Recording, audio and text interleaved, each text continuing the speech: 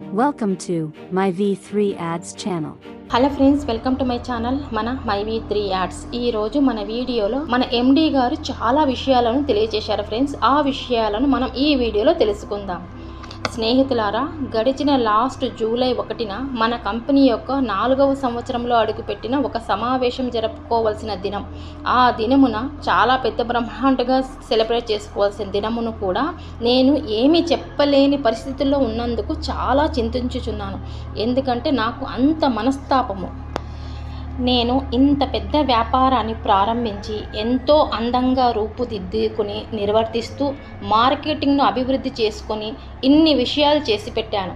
నేను తరువాతి దశలో విజయవంతంగా తీసుకెళ్లాలని ఎన్నో ఆంక్షలతో ఉన్న నాకు ఈరోజు కలలో కూడా ఊహించని విధంగా కార్పొరేట్ కార్యం వలనను రాజకీయ నాయకుల చేతల వలనను మన కంపెనీని ఈ విధంగా ప్రశ్నార్థకంగా ఉంచునట్లు చేసినందుకు నాకు మనసు తల్లడిల్లిపోయింది. చాలా పెద్ద మొత్తంలో మనసుకు చాలా డిస్టర్బ్ చేస్తూ ఉంది. నేను ఏమి పెద్ద తప్పు చేశాను? నేను అందరికీ మంచి ఒక పెద్ద వ్యాపారాన్ని అవకాశాన్ని ఇచ్చాను. అందరూ సంతోషంగా సంపాదించే విధంగా సమకూర్చి పెట్టినది తప్ప, ఎవరికి ఏమీ నష్టం రాని విధంగా చెప్పినది చెప్పినట్లుగా ఇవ్వవలసినది ఇచ్చే సమయంలో కరెక్ట్గా ఇస్తూ వచ్చాను. నన్ను కొంచెం కొంచెంగా చెడగొట్టి ఏదో విషయాన్ని పట్టుకొని అనవసరంగా బిజినెస్ను సరైన పద్ధతిలో చెయ్యనివ్వకుండా నన్ను చాలా కించపరిచి హింసించుచున్నారు. ఈ మన బిజినెస్ను భవిష్యత్తును ఒక ప్రశ్నార్థకంగా తయారు చేసినారు. ప్రస్తుతం ఏమిటంటే, మన బిజినెస్ కోసం నేను 2 సార్లు కేసు పెట్టడం జరిగింది. అందులో మొదటిది మీ అందరికీ తెలిసిన విషయమే. అది ఏమిటంటే, కోయంబత్తూరులో MyV3 యాడ్స్లో వ్యక్తులు అందరూ కలిసి అక్కడ సమావేశం అయ్యారు. అది చాలా ఎత్తున అందరికీ తెలిసిన విషయమే. అక్కడ కోయంబత్తూరులో చాలా మంది కలవడం వలన అది మన చట్టరీత్యా నేరము. ఆ విధంగా సమావేశం కాకూడదు. చాలామంది ఎక్కువ మొత్తంలో కొన్ని లక్షల మంది అక్కడ సమావేశారయ్యారు అన్న ఉద్దేశంతో అక్కడ మనల్ని అలా చేయకూడదు అన్న చట్టరీత్యా నేరం కాబట్టి నాపై కేసు ఫైల్ అయ్యింది. అవును, ఇది నేను ఒప్పుకుంటున్నాను. సమావేశం అవ్వడం తప్పు అని నేను ఒప్పుకుంటున్నాను. అది నా పైన కేసు ఫైల్ జరిగింది. ఇది న్యాయమే, లేదన్ను ఓకే.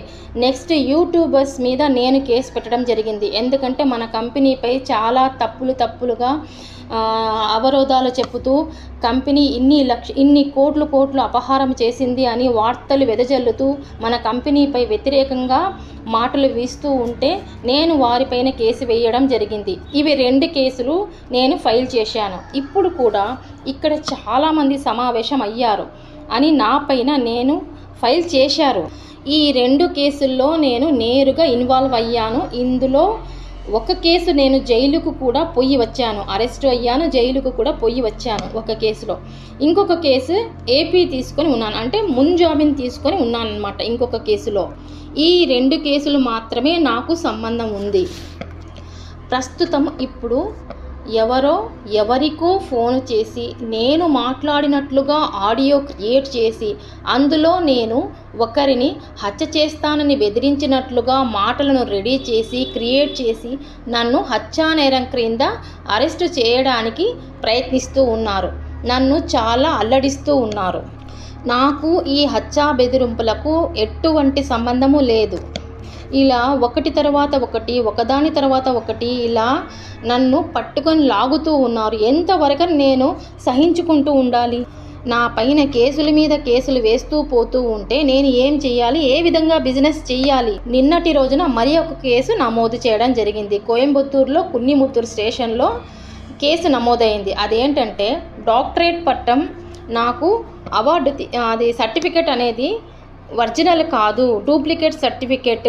అది తీసుకోవడం వలన నాపై కేసు నమోదు చేయడం జరిగింది. అది డూప్లికేట్ సర్టిఫికేట్ నేనే నిర్ణయించుకున్నాను, నేనే తీసుకున్నాను, డూప్లికేట్ అది అని నాపై కేసు నమోదు చేయడం జరిగింది.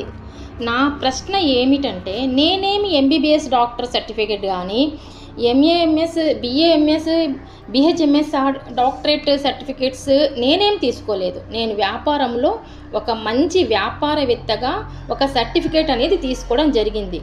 నేను 28 సంవత్సరాలుగా మార్కెటింగ్ ఫీల్డ్లో ఒక మంచి అనుభవం ఉన్న వ్యక్తిగా గుర్తించి నన్ను ఆ సర్టిఫికేట్ ఇవ్వడం జరిగింది. నాకు ఆ సర్టిఫికేట్ ఇవ్వడం జరిగింది. అది నేను తీసుకున్నాను అంతే. ఇప్పుడు నేను సర్టిఫికేట్ తీసుకున్న తరువాత వ్యాపారం మొదలు పెట్టలేదు. నేను బిజినెస్ చేయడం ద్వారా నాకు సర్టిఫికేట్ ఇవ్వడం జరిగింది. ఈ సర్టిఫికేట్ కూడా డూప్లికేట్ అని నాపై కేసు ఫైల్ చేయడం జరిగింది. ఇప్పుడు నేనేం ప్రశ్నిస్తున్నానంటే ఆ సర్టిఫికేట్ ఒరిజినలా కాదా అని ఇచ్చిన వారికి అడగాలి, కానీ తీసుకున్న వ్యక్తిని నన్ను ఎందుకు పట్టుకుంటున్నారు అనేది అర్థం కావడం లేదు. ప్రస్తుతం నేను ఇన్ని లక్షల మందికి వ్యాపార నిర్వహణలో అవకాశాన్ని ఇచ్చి ఇంతమందికి సంపాదించేలా ఉపాధిని కల్పించాను. ఈనాటి రోజున వ్యాపార నిర్వహణలో ఒక పెద్ద సామ్రాజ్యాన్ని స్థాపించాను. కాబట్టి నాకు ఆ సర్టిఫికెట్లో అందడంలో నాకు అర్హత ఉంది కదా. దీనికి కూడా ఒక కేసు ఫైల్ చేయడం ఏమిటి? ఇది సమంజసమా? ఇలా కేసుల మీద కేసులు వేస్తూ వెళుతూ పోతూ ఉన్నారు. ఇందులో ముఖ్యమైనది హత్య చేస్తానని బెదిరించినట్లుగా వేసిన కేసుకు నాకు ఎటువంటి సంబంధము లేదు, కానీ నాపై ఈ కేసు ఫైల్ చేయడం జరిగింది. ఇప్పుడు ఈ కేసుకు కూడా నేను ముంజామీన్ తీసుకోవాలని 2 సార్లు ట్రై చేసినా నాకు ముంజామీన్ అంటూ దొరకడం లేదు. నేను ఎన్ని కేసులకని ముంజామీన్ తీసుకుంటూ ఉండాలి? నాకు అర్థం కావడం లేదు.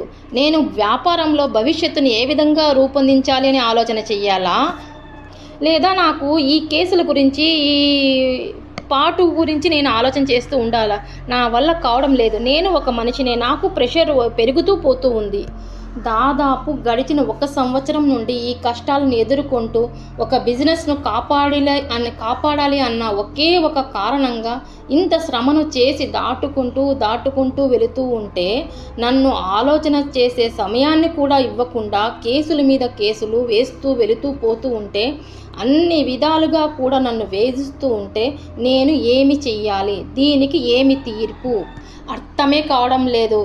ప్రస్తుతం నాకు ఒకే ఒక ఓదార్పు ఏమిటంటే, మన MyV3 యాడ్స్ నిర్వహణలోని ప్రజలు అంతా నాకు తోడుగా ఉన్నందుకు నాకు కాస్త మనసుకు ప్రశాంతంగా ఉంది. ఇది నాకు చాలా ఎత్తున, చాలా పెద్ద మొత్తంలో శాంతాన్ని, మనసుకు నెమ్మదిని ఇస్తూ ఉంది. ఇక మరొక ప్రక్క ఈ కష్టాలకి ఏమిటి తీర్పు అని నేను చాలా విధాలుగా ఆలోచించాను. ఇక చిట్ట చివరికి ముగింపు ఏమిటో నిర్ణయించవలసిన కాలం వచ్చేసింది. ఇక నుంచి ఒకటి నేను వివరిస్తాను. 1 by 1 నేను చెబుతాను, వివరాలు ఇస్తాను, తెలియచేస్తాను. ఇంతవరకు OM వాళ్ళకి వేశాను, BM వాళ్ళకి వేశాను, SM వారికి కూడా అమౌంట్ వేయడం జరిగింది. ఇక తర్వాత డెవలప్మెంట్ ఏ విధంగా చెయ్యాలని ఆలోచన చెయ్యనివ్వకుండా అడ్డగిస్తూ నన్ను ఏమి చెయ్యాలో అర్థం కాని పరిస్థితిలో నన్ను ఈ విధంగా ముంచేస్తూ ఉన్నారు. నేను మనిషినే కదా, నాకు లిమిట్స్ ఉన్నాయి కదా, నాకు ప్రెషర్ పెరిగిపోతూ ఉంది కదా. ప్రస్తుతం నేను ఏమి నిర్ణయం తీసుకోలేకపోతూ ఉన్నాను. కాస్త టైం ఇవ్వండి. ఈరోజు రేపట్లో నేను ఒక మంచి పరిస్థితిని ఎలా ఆలోచన చెయ్యాలో ఆ విధంగా నిర్ణయం తీసుకుంటాను. ముగింపు తేల్చేద్దాం. పూర్తిగా ఆలోచించి నిర్ణయం తీసుకుందాం. ఇంతవరకు నేను వేసిన రూల్స్, బిజినెస్లో ఉన్న లాభ నష్టాలు అన్నీ డీటెయిల్స్ ఇచ్చాము. మనం ఏ విధంగా బిజినెస్ చేస్తున్నాము అన్న వివరాలు అన్నీ కూడా కరెక్ట్గా చేశామన్న వ్రాతపూర్వకంగా అన్ని విషయాలు తెలియజేశాము. మన MyV3 యాడ్స్ స్టార్ట్ చేసినప్పటి నుంచి, మొట్టమొదటి నుంచి మనకు ఏమి సరి అని అనిపిస్తే అలా స్టార్ట్ చేశాము. ఆ విధంగా రూల్స్ నిర్ణయించాము. ఇంతవరకు రూల్స్ ఏ విధంగా చెప్పామో మన నిర్వహణకులు ఆ విధంగానే మనము రూల్స్ ప్రకారం అమౌంట్ సెండ్ చేయడము జరిగింది. రూల్స్ తప్పకుండా ఫాలో అవుతూ ఉన్నాము, నిర్ణయిస్తూ ఉన్నాము, చెప్పినది చెప్పినట్టుగా చేసి చూపిస్తూ ఉన్నాము. కానీ ఇప్పుడు ఏమి నిర్ణయిస్తున్నారంటే, మన కంపెనీ చేసినది సరికాదు, మన ప్లాన్స్ అన్నీ చాలా తప్పుగా ఉన్నాయి అని చెబుతూ ఉన్నారు. కాబట్టి నేను ప్రాపర్గా ఏమి చెయ్యాలని రూల్స్ ఉంటే అది చేసి కంపెనీని డెవలప్ చేయాలని అనుకుంటూ ఉన్నాను. ఇప్పుడు ప్రోడక్ట్ అని చాలా వరకు ఈ సాటర్డే కూడా లాంచ్ చేయాలని చూస్తూ ఉన్నాము. నిర్ణయాలు తీసుకున్నాము సాటర్డే లోపల అందరికీ లాంచ్ చెయ్యాలని. కానీ ఈ పరిస్థితుల్లో ఏ నిర్ణయాలు ఏ భవిష్యత్తు నిర్ణయించలేకపోతూ ఉన్నాము. ఎప్పుడో అన్నీ రెడీగా ఉన్నాయి. ఇన్ని రకాల వస్తువులను పెట్టుకొని లాంచ్ చేసే అవకాశం లేకుండా ఉన్నందుకు పెద్ద లెవెల్లో మాకు స్ట్రగల్ అయ్యి నిలబడ్డాను. ప్రస్తుతం ప్రజల యొక్క సమ్మతంతో మళ్ళీ వచ్చి అన్నింటినీ సరిచేసి నిర్వహణ దేనికోసం ఉద్భవించిందో దానికోసం మనం చూసి అడుగుపెట్టి వ్యాపారాన్ని తీసుకెళ్ళాలి అని నిర్ణయించాను. ఈ సిచ్యుయేషన్లో కూడా, ఈ పరిస్థితిలో కూడా MyV3 Arts ప్రజలు అందరూ నన్ను నమ్మి నాతో పాటుగా నా తోడుగా నిలిచినందుకు ప్రతి ఒక్కరికి అందరికీ ధన్యవాదాలు తెలుపుతూ ఉన్నాను. అయితే మళ్ళీ తిరిగి సరిచేసి వస్తాము. ఇప్పుడు ప్రస్తుతం ఏమి చెయ్యాలి అని ముందుగా నిర్ణయం తీసుకోవాలి.